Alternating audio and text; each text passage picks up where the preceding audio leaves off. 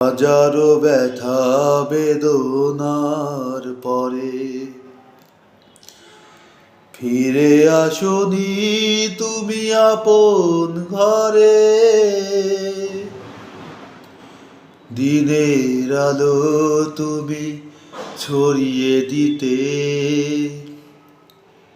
চলে গেলে মদিনা মক্কা ছেড়ে। হে রাসূল তোমাকে ভুলি আমি কেমন করে। হে রাসূল